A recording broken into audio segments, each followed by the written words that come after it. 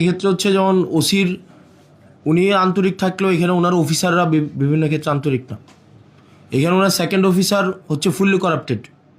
ওনার second officer, আপনার second officer fully corrupted, টাকা ছাড়া কোনো, উনি হচ্ছেন পাচলে না। একজন আছে এসআই ভূষণ, টাকা ছাড়া এসআই ভূষণ নামে একজন আছে, টাকা ছাড়া কোনো ইয়া করে না, মানে একটা পা মুভ করে না। এখন ধরেন আপনি হচ্ছেন ধরতে যাবেন, ধরতে যাওয়ার আগে থানা থেকে ফোন দিয়ে দিল যে আমরা আসতেছি, তাইলে তো এখানে একটা পিলো পাসিং এবং চোর পুলিশ খেলা হয়। আপনি আপনার যারা অফিসার আছে আপনি ওনাদেরকে ওনাদের সাথে নিয়ে বসেন, এবং এটা না হয় খুব মানে জনরোষের শিকার হবেন আপনারা। এবং যদি আপনার অফিসার যারা আছেন, বিশেষ করে আপনার সেকেন্ড অফিসার নোয়াখালী মনে হয় বাড়ি, আর হচ্ছে আমি নামটা মনে করতে পারতেছি, ওনার নাম কি, মতিন মনে হয়, হ্যাঁ ওনার নাম মনে হয় মতিন।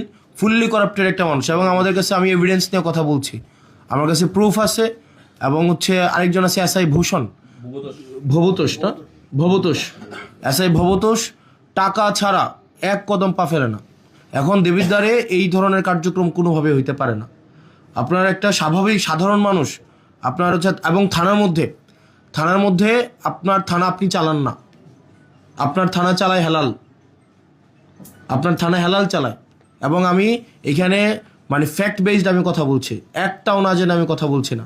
আপনার থানা চালায় হেলাল, হেলালের বাবা আগে চাকরি করতো, এখন হেলাল কোনো মানে ইয়া থেকে আপনি আমাকে বলতে পারেন এই ধরনের কথা, তো ধরেন আপনাদের লিগ্যাল প্রসিজারে না, এটা নাই সেটা নাই, আপনাদের এই জায়গায় থানায় এগুলা জিনিসগুলো ঘটছে, প্রত্যেক দিন ঘটছে। এবং থানায় হেলাল আপনার থানায় ঢুকতে পারবে না। আজকের পর থেকে আপনার থানা চালাবেন আপনি, আপনার থানা আপনার আইন অনুযায়ী চলবে, এবং থানার যারা সদস্য তারা হচ্ছে আপনার যারা আইন শৃঙ্খলা বা পুলিশ আছেন, আপনার আন্ডারে যারা পুলিশ আছেন তারা হচ্ছে আপনার থানা চালাবে।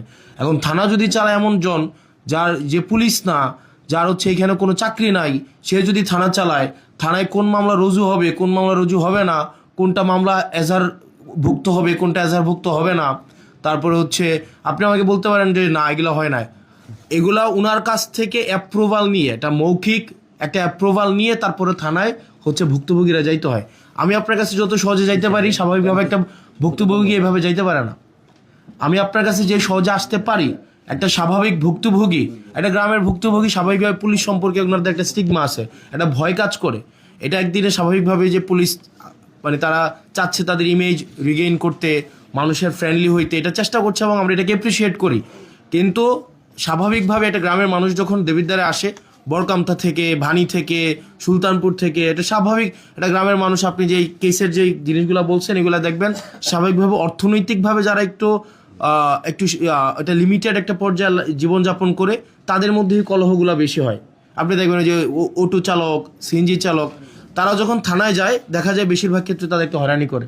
এখন স্বাভাবিকভাবে পুলিশের কাছে যাওয়ার আগে কিন্তু এক ধরনের পুলিশ আছে যারা হচ্ছে অচাকরিজীবী পুলিশ। পুলিশের কাছে যাওয়ার আগে, এটা আপনি আপনার জায়গা থেকে এটা আপনি দেখবেন না, এটা যারা ভুক্তভোগী, আমি এটা গত একটা বছর, এটা আমার ব্যক্তিগত জায়গা থেকে, এবং এখানে সাংবাদিক আছে, একজন সাংবাদিক অস্বীকার করতে পারবে না, তারা এগুলো কথা বলে না। আপনারা অস্বীকার করতে পারবেন এটা মানে এটা সত্য ঘটনা না, একজন সাংবাদিক অস্বীকার করতে পারবে না।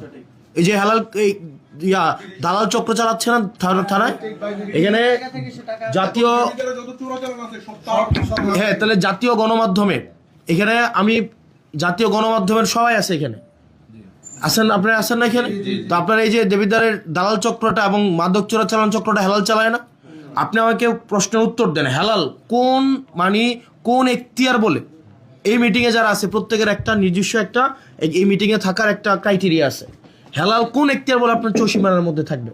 এবং এই বিষয়ে আপনি সিরিয়াস অ্যাকশন নেবেন, এবং হচ্ছে থানাটাকে যেন দালাল আপনার কাছে যাইতে হইলে যেন স্বাভাবিক প্রক্রিয়া মেনটেন করে যেন আপনার কাছে পৌঁছাইতে পারে। এক্ষেত্রে যেন কোনো দালাল না থাকতে পারে, এক্ষেত্রে যেন কোনো একটা ইনফর্মাল কোনো সিন্ডিকেট এক্ষেত্রে যেন না থাকতে পারে।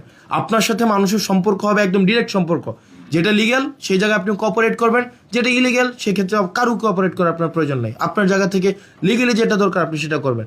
সেক্ষেত্রে আপনার কাছে আমরা অনুরোধ করছি আমাদের জায়গা থেকে, দেবিদ্বারের প্রত্যেকটা মানুষের জায়গা থেকে, গত একটা বছর আমি আমার জায়গা থেকে আমি ইনভেস্টিগেট করেছি, আমি সাংবাদিকদের সাথে কথা বলেছি, সিভিল সোসাইটির সাথে কথা বলেছি। আপনার এখানে দালাল চক্র দিয়ে আপনি ঘিরে আছেন, এবং আমরা চাই আপনাকে কোঅপারেট করতে।